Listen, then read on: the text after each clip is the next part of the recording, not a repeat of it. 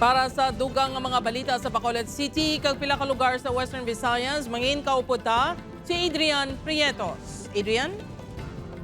Yes, Jers, mga kapuso, madamo gid nga salamat sa Bacolod City naman. Baw, ginaligar pagpalasik sa gatong kag gina-deliver pa ha sa balay sa isang personnel sa Bacolod City DRMO, ginaimbestigaran na sa LGU. Yaring balita ang aton gintutukan.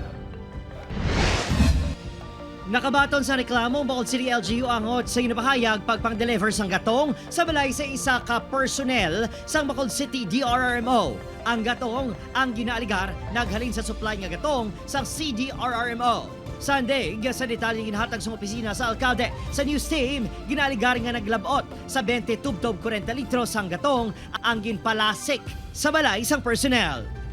Is just one of the many complaints nga nabaton sang aton sa City Mayor's Office kag through isugid kay Mayor ang inang sa DRMO nga gasolina no sa paggamit for personal use. Ginkumpirma ni Dr. Ana Maria Lardi Porna, tagpamuno sa Bacolod City DRMO nga nakigsapol na ini sa executive officers kag job order sa opisina matapos ginpatawag sa Bacolod City Legal Office angot sa reklamo. Why nga ginpatabo ko ang CCTV sa sulod mismo sa evacuation kag sa sagwa kay syempre hindi ta man na makita dayon kung ano kay ano na nila nga wala kita pala. Mas ginpahugot man ang auditing sa assets, pati mga donasyon kag pre-possession goods in kaso may kalamidad. Hindi, paghingad na ni Pornan ang tinawo apang nagpadala ni isang report sa City Legal Office. Lakip sa report ang pila ka insidente sang kinawatay sa CDRMO headquarters sa Barangay Takuleng. Ginpangayuan na sang patahag ang personnel sa reklamo batok sa iya. Isa lang kuno ini sa madamong reklamo batok sa mga empleyado sa LGU nga nagagamit sang resources sang gobyerno sa personal nga benepisyo.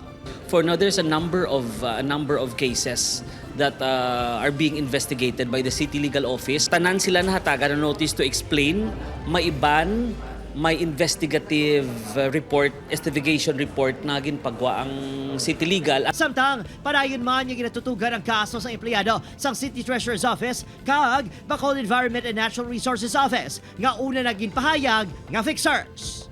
Stop na nila. Please. And otherwise, they have to protect man sa ila kaugalingon, they have to protect their work, and also they have also to uphold sang aton man di values being a government worker. Opon, Kiril Casillo, Adrian Prietos, Western Visayas.